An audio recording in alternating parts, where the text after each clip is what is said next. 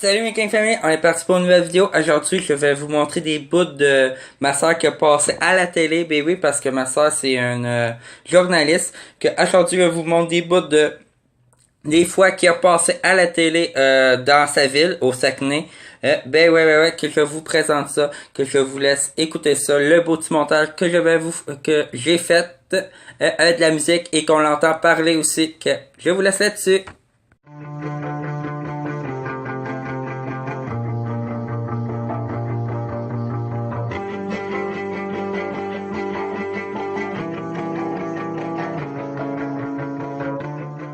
Une équipe de 7 étudiants en arts et technologies des médias vous présente la plateforme compositeurs connus et des gens de la relève. Aussi, une capsule. Vanessa Primo, finissante en ATM. J'ai avec moi 2 nouveaux coéquipiers et je les laisse. Le public est invité à voter pour son coup de cœur. Vanessa Primo, ATM.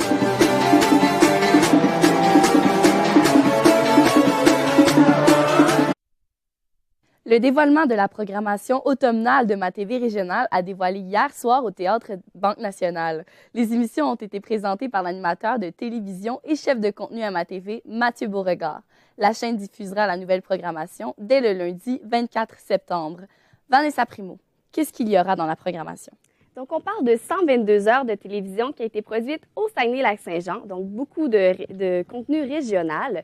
On commence avec Mise à jour, qui est une émission qui est de retour d'actualité régionale avec Jean-François Tremblay et également Sonia Lavoie. Il y aura également une recrue, Sabrina Malaison. Ensuite, il va y avoir le retour de la vitrine culturelle, donc une couverture avec Mathieu Beauregard. Il y a aussi le retour de Aller-retour country qui est de retour pour une 3e saison. Une nouveauté également, le portrait agroalimentaire qui revient à la télévision avec la zone boréale et la route des bières. Il y a également aussi un nouveau partenariat qui est intéressant avec ATM. Donc, on parle d'une plateforme web, la plateforme C20, qui sera désormais présentée le mardi soir à la télévision, à ma TV plus précisément, et Sport en direct également, qui va être disponible à ma TV. Il y a également aussi le conseil de ville qui va être couvert, la radio UQAC, et on accorde aussi 32 heures de télévision à la collaboration de la TV du Haut-du-Lac. Intéressant. Sera-t-il possible pour les téléspectateurs de revisionner les épisodes qu'ils ont manqués? Oui, tout à fait. En fait, il y a un nouveau site web qui va être disponible très bientôt. On parle d'un site web qui a été produit par ma TV. Les émissions vont être disponibles prochainement. Donc, en fait, les émissions vont pouvoir être visionnées gratuitement, puis il n'y a aucune publicité également qui va être disponible. Et puis, comment s'est déroulée la soirée? Donc, c'était une soirée sous formule de 5 à 7. C'était intéressant. Il y a eu des entrevues avec les personnalités durant toute la soirée. Il y a également aussi eu la lecture du communiqué de presse, donc qui présentait en détail chaque émission, qui étaient les animateurs, les réalisateurs également. Puis, il y a eu une vidéo promotionnelle, une vidéo qui présentait les émissions, un petit résumé de ce qui nous attendait. Parfait. Merci beaucoup, Vanessa. Ça fait plaisir. Merci à vous à la maison d'avoir été là. C'était Gabrielle Poulain et Vanessa Primo pour ATM Nouvelles.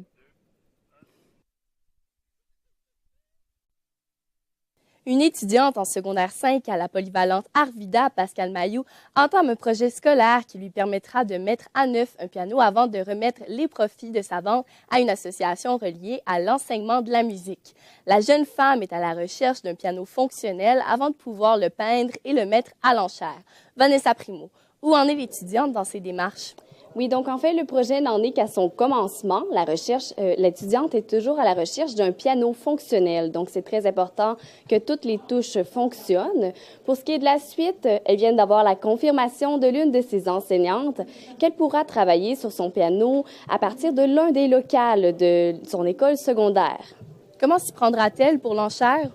Oui, donc pour l'instant, elle parle d'une enchère, mais elle n'est pas certaine si elle procédera de cette façon. Donc, si elle procède avec une enchère, elle pourrait y aller avec les réseaux sociaux.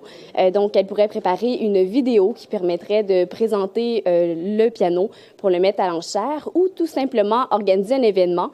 Elle avait d'ailleurs pensé à mettre le piano dans l'entrée de l'école secondaire et de faire l'enchère à cet endroit. Sinon, elle pourrait tout simplement mettre le piano en vente et remettre les profits à une association. Elle avait d'ailleurs pensé à l'association de la dysphasie du Saguenay-Lac-Saint-Jean, une association qui ont une chorale, donc elle pourrait leur remettre un piano s'ils le désirent ou leur remettre les profits pour leur projet. Comment prévoit-elle trouver le financement? En fait, elle n'a pas besoin de beaucoup de financement.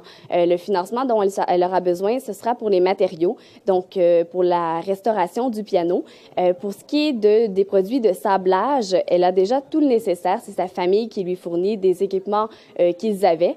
Ensuite, elle est à la recherche en ce moment de peinture et de vernis. Donc, elle est intéressée, c'est des gens qui désirent lui offrir des pots de peinture ou du vernis qui traînent dans leur sous-sol. Vous pouvez communiquer avec elle par Facebook pour lui remettre vos anciens articles. Devra-t-elle présenter son projet à la fin de l'année scolaire? Oui, donc en fait, tous les étudiants ont un projet différent. Ils pourront le présenter à la fin de l'année scolaire, au mois de mai, dans le gymnase de l'école. Tout simplement, tous les étudiants pourront présenter le résultat. Merci Vanessa. Ça fait plaisir. Mesdames, messieurs, au revoir. La pénurie de main-d'œuvre se fait sentir de plus en plus au sein des entreprises québécoises. La firme en recrutement de main-d'œuvre étrangère Zonée au Monde compte améliorer la situation en accueillant des travailleurs de l'extérieur du Canada. Je reçois aujourd'hui le vice-président exécutif de la firme, Serirat Srin, pour en connaître davantage. Bonjour, Monsieur Srin. Oui, bonjour. Vous aviez l'objectif d'accueillir une vingtaine de travailleurs pour la première année. Comment se cheminent les démarches jusqu'à maintenant? Bien, présentement, on est branché à peu près 12 pays. Donc, il y en a qui se trouvent en Europe, d'autres en Asie et puis également en Afrique. Donc, la main-d'œuvre, on en a. Alors là, on fait des démarches auprès des entreprises locales ici pour justement informer celles qui ont besoin. Ce serait quoi les démarches pour eux? Ce serait quoi leur implication, leur responsabilité? Et les délais aussi que ça pourrait prendre. Donc, on est pas mal prêt là, pour décoller. Et est-ce que ça s'adresse uniquement aux employeurs du Saguenay? Saguenay-Lac-Saint-Jean, pour toute la région, c'est sûr que nos entreprises de la région est en priorité. Cependant, je reçois aussi, par exemple, des demandes des entreprises qui se trouvent à Montréal, qui se trouvent à Québec. Et même du côté anglophone du Canada aussi. Donc, à cause de bouche à oreille, pourtant, on vient de commencer, ça fait comme un mois à peine. Oui. Puis, quel est le plus grand défi pour les employeurs qui accueillent ces travailleurs qui viennent de l'étranger? Les défis pour eux, en fait, c'est d'abord dans la partie recrutement, donc c'est les délais. Parce qu'on doit quand même passer par quelques ministères. Donc, ça fait qu'il y a des délais par rapport à ça. Également, c'est toute la partie, la connaissance au niveau de la culture de l'autre. Et ça, c'est important également parce qu'il faudrait favoriser leur accueil, leur intégration dans le milieu de travail, leur communication avec les employés au sein de l'entreprise, tout autre.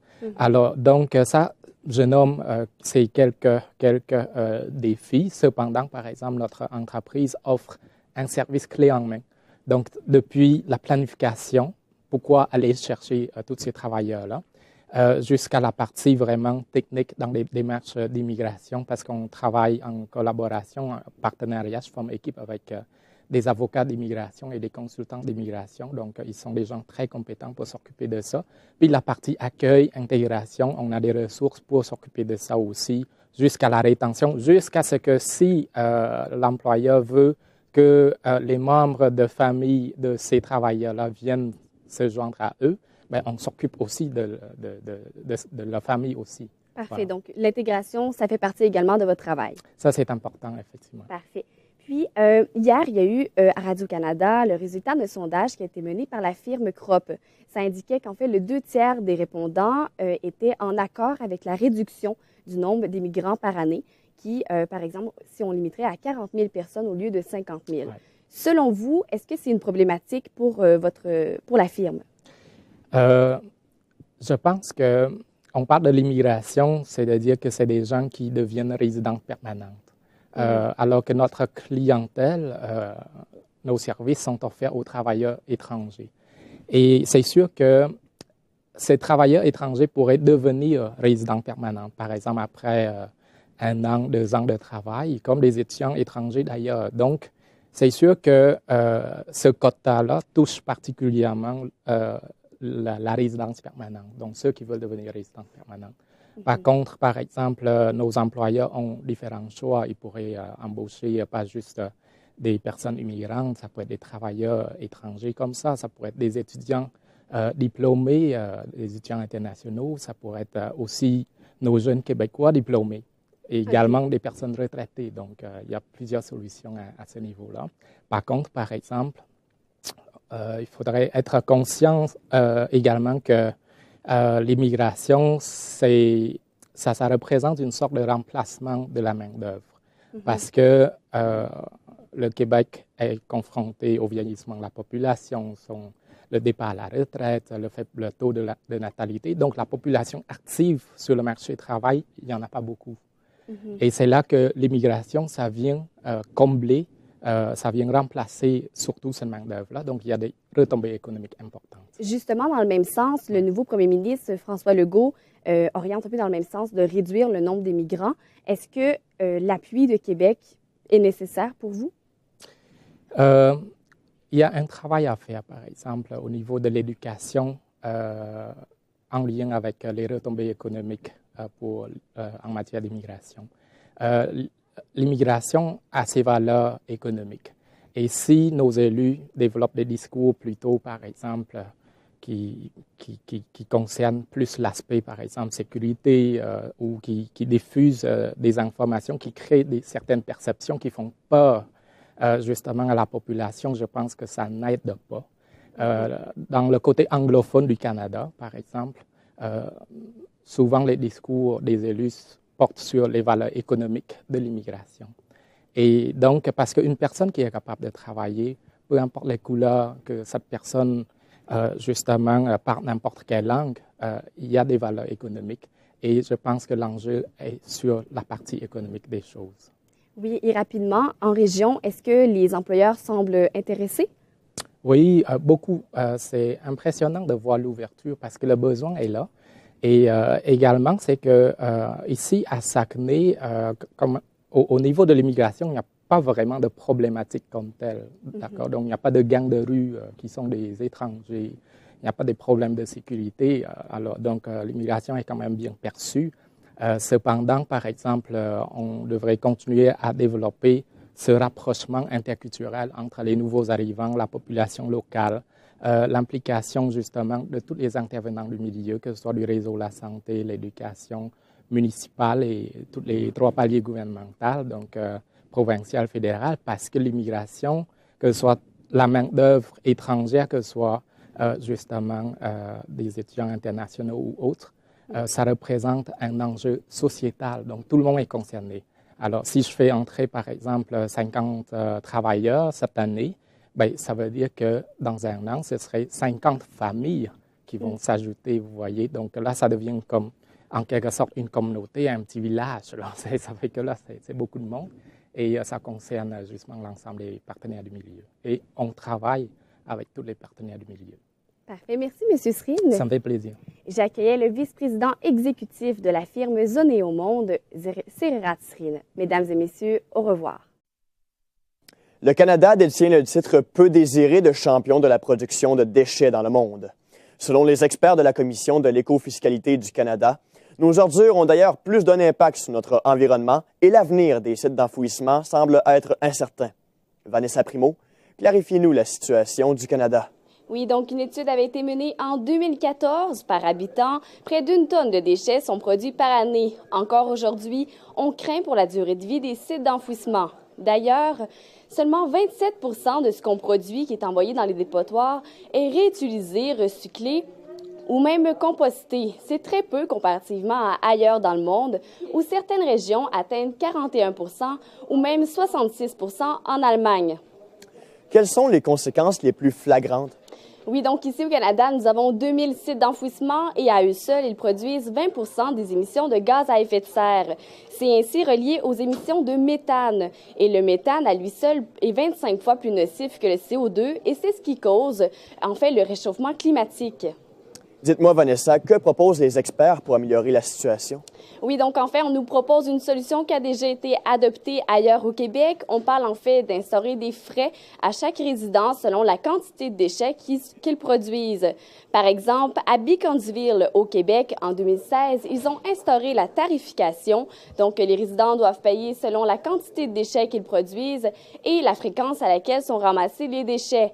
Les résultats sont vraiment intéressants. 50% moins de déchets dans leur site d'enfouissement et des dépenses publiques améliorées. Que pouvons-nous faire individuellement? Oui, donc c'est important que chaque résident fasse sa part. On parle de compostage. En fait, il y a 50% de ce qui est envoyé dans les sites d'enfouissement qui pourrait être recyclé ou même composté. Donc, c'est important que les gens fassent leur part puisque nos sites d'enfouissement commencent à s'accumuler. Les résidus commencent à s'accumuler. Donc, si chacun fait sa part, en fait, nous pourrions retarder la fin de vie des sites d'enfouissement et ainsi améliorer notre environnement. Vanessa Primo, merci beaucoup. Ça fait plaisir. Et mesdames et messieurs, on se dit à la semaine prochaine. Au revoir. L'hôpital vétérinaire du Boisé réduit à 25 $ son service de micropuçage et remettra l'entièreté des profits à la Fondation Les Animaux du Boisé.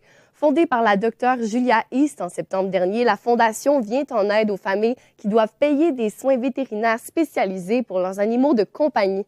Vanessa Primo, d'où vient cette initiative?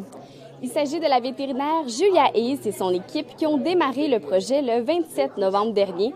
Il faut dire que l'hôpital vétérinaire du Boisé faisait déjà le service de micropuçage au montant de 50 $ et a réduit à 25 $ le montant pour en faire bénéficier la Fondation qui aura la totalité des montants, mais en fait plus précisément les familles qui ont des salaires un peu plus bas et qui pourront en bénéficier pour leurs animaux de compagnie.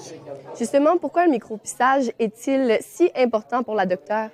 La docteure insiste sur l'utilité des micropuces. En fait, elles permettent de retracer plus facilement la famille d'un animal errant ou tout simplement la famille d'un animal qui a été blessé. Par exemple, lorsqu'un accident de voiture survient entre un animal et la voiture, la vétérinaire nous précise qu'elle doit contacter la famille le plus rapidement possible pour pouvoir ensuite procéder aux soins nécessaires.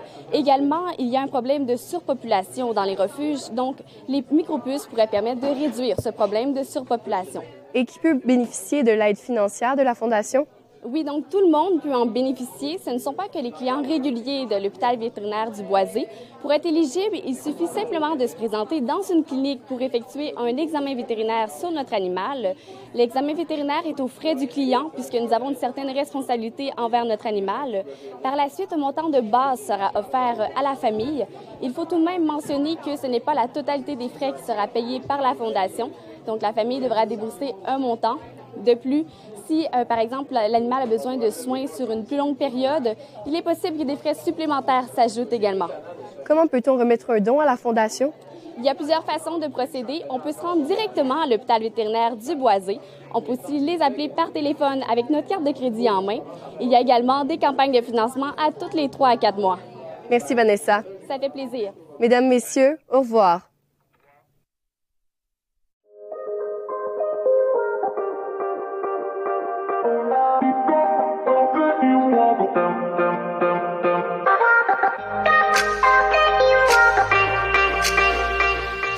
Damn, mommy.